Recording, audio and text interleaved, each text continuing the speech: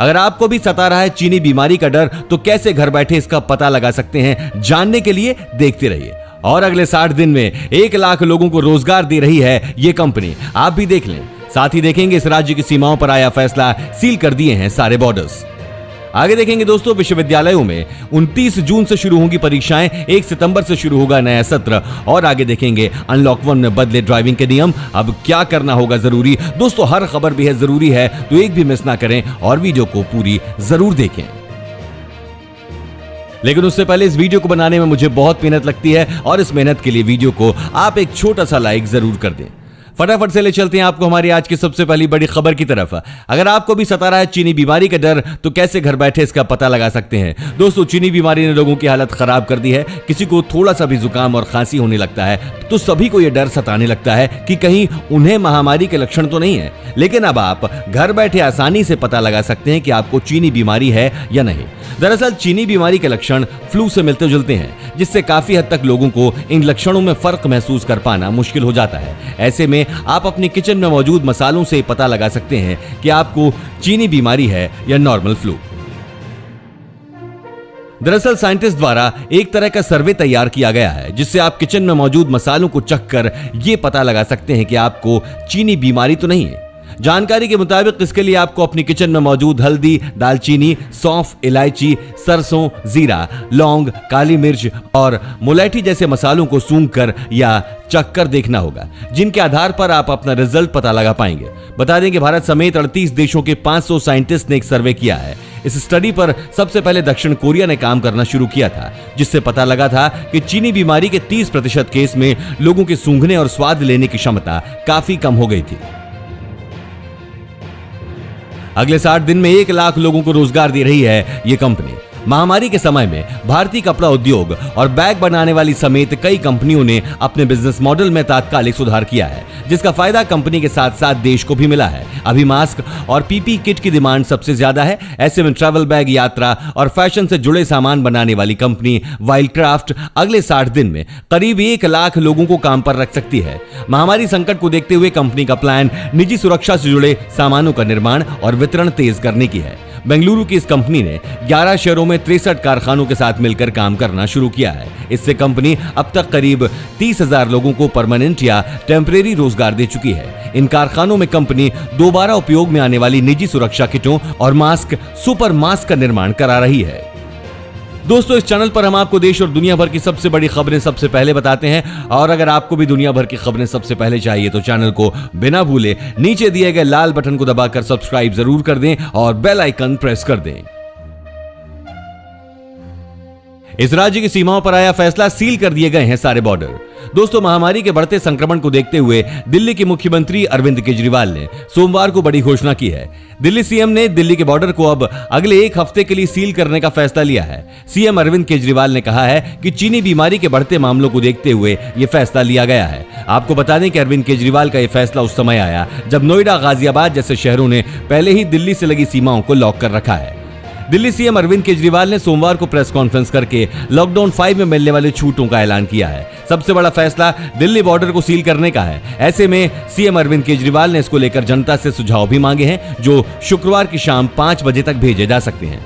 इस वीडियो को देखते रहिए दोस्तों, क्योंकि आगे आने वाला है पाकिस्तान के जासूस ने भारत को बताए अहम राज, कहा रेलवे भी था कभी निशाने पर।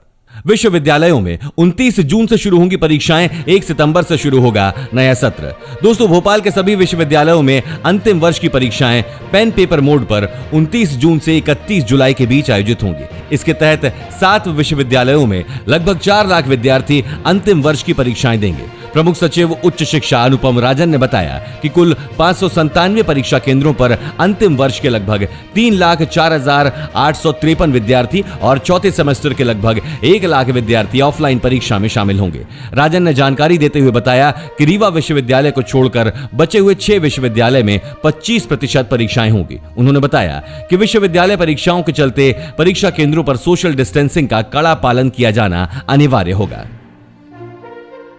अनलॉक 1 में बदले ड्राइविंग के नियम। दोस्तों दिल्ली, उत्तर प्रदेश और हरियाणा के बीच ड्राइविंग के दिशा निर्देशों में बदलाव हुए हैं। गौतम बुद्ध नगर प्रशासन के अनुसार यातायात के लिए अंतर्राज्यीय सीमाएं खोलने के लिए केंद्र की मंजूरी के बाद भी नोएडा दिल्ली के बॉर्डर राष्ट्रीय राजधानी से लोगों के आने जाने के लिए बंद रहेगी। रविवार को नोएडा जिला प्रशासन ने लॉकडाउन 5.0 के लिए दिशा निर्देश जारी किए और कहा कि यह फैसला उन रिपोर्ट के आधार पर लिया गया है जो पिछले 20 दिन में जिले में पाए गए। 42% चीनी बीमारी के मामलों को दिल्ली में ट्रैक किया गया है। जरूरी सेवाओं और जिला मजिस्ट्रेट द्वारा जारी पास के अलावा दिल्ली नोएडा बॉर्डर 21 अप्रैल से सील है। हालांकि अच्छी खबर यह है कि आवश्यक सेवाओं में लोगों को अब सीमाओं के बीच जाने के लिए पास की आवश्यकता नहीं होगी। पाकिस्तान के जासूस ने भारत को बताया अहम राज, कहा रेलवे भी था कभी निशाने पर। जासूसी के आरोप में पकड़े जाने के बाद पाकिस्तान भेजे गए आबिद हुसैन और ताहिर खान ने दिल्ली पुलिस की पूछताछ में कई अहम खुलासे किए हैं।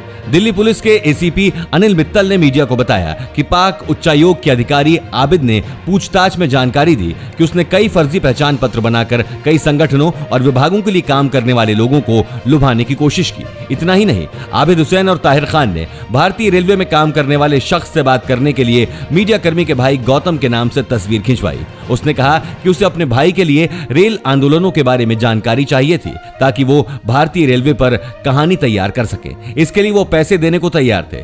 उनका मकसद रेलवे कर्मचारियों को फंसाना और फिर ट्रेनों के जरिए सेना की इकाइयों और हार्डवेयर की जानकारी हासिल करना था। इसी के साथ दोस्तों आप आगे की बड़ी खबरें देखने वाले हैं। रेहड़ी पटरी वालों के लिए मोदी सरकार की नई योजना, अब मिलेगा 10,000 रुपए का लोन। साथ ही साथ 7 लाख से अधिक कॉलेज स्टूडेंट्स बिना परीक्षा के पास, सिर्फ तीसरे वर्ष के छात्रों की होगी परीक्षा। और आगे देखेंगे दोस्तों, व्हाइट हाउस के बाहर हो रहे दंगे के ऊपर ट्रंप ने दिया बहुत ही कड़ा बयान, कहा हथियारों से लैस सेना भेज रहा हूं। इस बीच एक बार मौसम का हाल भी देख लेते हैं। दोस्तों बहुत बड़ी खबर निकलकर सामने आ रही है। 3 से 4 जून के बीच आने वाला है बहुत बड़ा समुद्री तूफान। बीते महीने बंगाल की खाड़ी में उठे भीषण चक्रवात से मची तबाही से अभी पश्चिम बंगाल व ओडिशा उबरे नहीं थे कि अब एक और समुद्री तूफान का खतरा आ रहा है। ये एक सदी में पहला ऐसा चक्रवाती तूफान होगा जो अरब सागर में विकसित होने के बाद मुंबई से टकराने जा रहा है। संभावना है कि 3 से 4 जून के बीच ये तूफान तटों से टकराएगा। इससे 7 शहर मुख्य तौर पर प्रभावित होंगे। यहां भारी बारिश हो सकती है। ये चक्रवात गुजरात की समुद्री सीमाओं पर आने वाला है। इससे महाराष्ट्र भी प्रभावित होगा।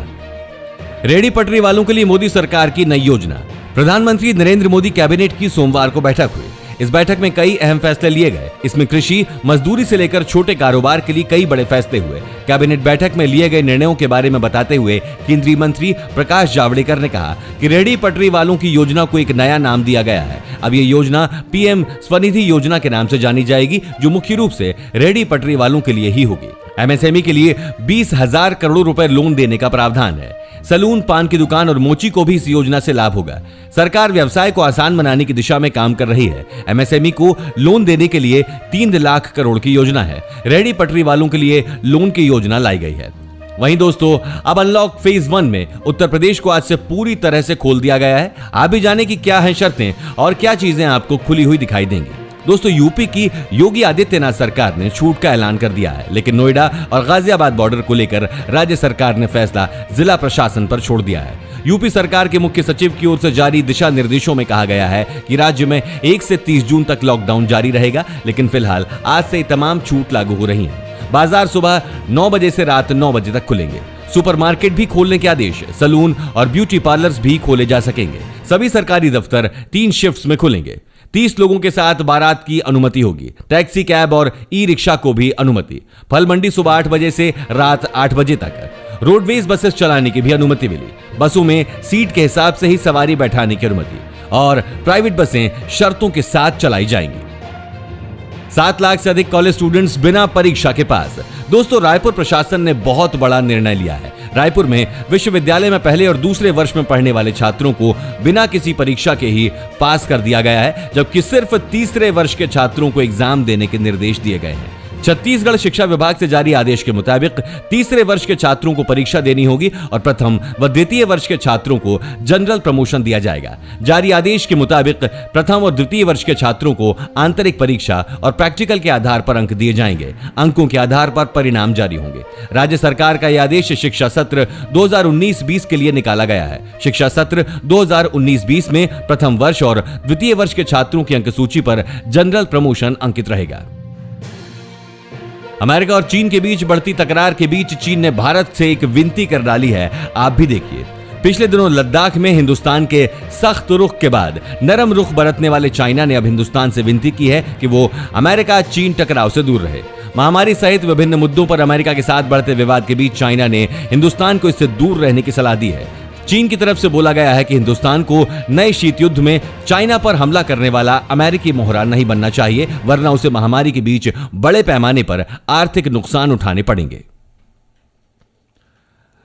व्हाइट हाउस के बाहर हो रहे दंगे के ऊपर ट्रंप ने दिया बहुत ही कड़ा बयान। एक अश्वेत नागरिक की मौत के बाद से अमेरिका में विरोध प्रदर्शन ने हिंसक रूप ले लिया है। कई राज्यों से लूटपाट, दंगे और आगजनी की लगातार खबरें आ रही हैं। रविवार देर रात भारी संख्या में प्रदर्शनकारियों ने व्हाइट हाउस के बाहर पत्थरबाजी भी की। अब हालात से निपटने के लिए राष्ट्रपति ट्रंप ने सेना तैनात करने का फैसला लिया है। एक प्रेस कॉन्फ्रेंस में ट्रंप ने कहा, रविवार रात वॉशिंगटन डीसी में जो कुछ हुआ वो सही नहीं था। मैं वॉशिंगटन डीसी की सुरक्षा के लिए तेजी से और कार्रवाई करने जा रहा हूं। दंगा, आगजनी, लूटपाट और मासूम लोगों पर हमले की घटनाओं पर लगाम लगाने के लिए हजारों सैनिकों, सैन्यकर्मियों और प्रवर्तन अधिकारियों को उतार रहा हूं। रविवार देर रात भारी संख्या में प्रदर्शनकारी वॉशिंगटन में व्हाइट हाउस के बाहर इकट्ठा हो गए थे और वहां उन्होंने पत्थरबाजी भी की थी। इसके बाद राष्ट्रपति ट्रंप को सुरक्षित बंकर में ले जाया गया। हालांकि अब राष्ट्रपति ट्रंप बंकर से बाहर हैं। और इसी के साथ आप आगे देखने वाले हैं दोस्तों, एक से ज्यादा बैंक अकाउंट का इस्तेमाल करते हैं तो आपको हो सकता है भारी नुकसान, जानिए क्यों। और साथ ही साथ देखेंगे मोदी सरकार ने किया वादा, हर गरीब परिवार को दी ये बड़ी मदद। दोस्तों इसी बीच ये खबर आ रही है कि दिल्ली सीमाएं सील हो गई हैं। इलाज के लिए भी आने वालों को क्यों रोका जा रहा है?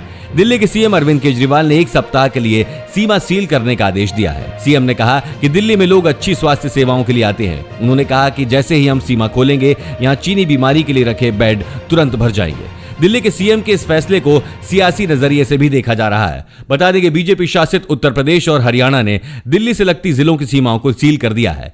दिल्ली सीएम के फैसले को उसी से जोड़कर देखा जा रहा है। वहीं सोशल मीडिया पर केजरीवाल के फैसले पर सवाल भी उठाए जा रहे हैं। लोग सवाल पूछ रहे हैं कि किसी को इलाज से कैसे रोका जा सकता है। एक से ज्यादा बैंक अकाउंट का इस्तेमाल करते हैं तो आपको हो सकता है भारी नुकसान।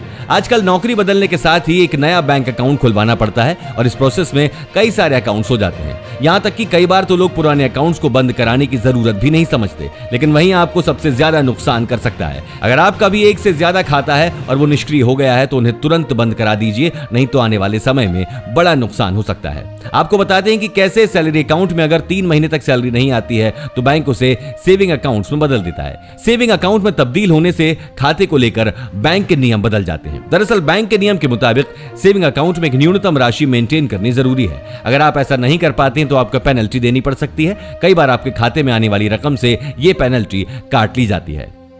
और दोस्तों अब फ्लाइट व ट्रेन से आने वालों को 21 दिन का क्वारंटाइन जरूरी है। जमशेदपुर में वैश्विक महामारी से बचाव व रोकथाम के उद्देश्य से शनिवार को उपायुक्त रविशंकर शुक्ल ने इंसिडेंट कमांडरों की बैठक बुलाई, जिसमें उन्हें आवश्यक दिशा निर्देश दिए। उपायुक्त ने कहा कि आने वाले दिनों में जिस प्रकार अन्य राज्यों एवं जिलों से लोग जमशेदपुर आ रहे हैं, उससे महामारी का संक्रमण फैलने की अधिक संभावना है। इसे देखते हुए हमें आवश्यक कदम उठाने हैं। फ्लाइट, ट्रेन या निजी वाहन से आने वालों को 21 दिन का होम क्वारंटाइन करना है। उन्हें होम क्वारंटाइन के नियमों के बारे में बताएं और उनके पड़ोसियों को भी जागरूक करें ताकि वो अपने सामाजिक दायित्व का पालन करते हुए उन्हें हर संभव सहयोग करें। उपायुक्त ने पदाधिकारियों को निर्देश दिया कि होम क्वारंटाइन के नियमों का उल्लंघन करने वालों के विरुद्ध कार्रवाई करें। भारत चीन सीमा विवाद पर बोला अमेरिका, कहा हम हमेशा से भारत के साथ हैं।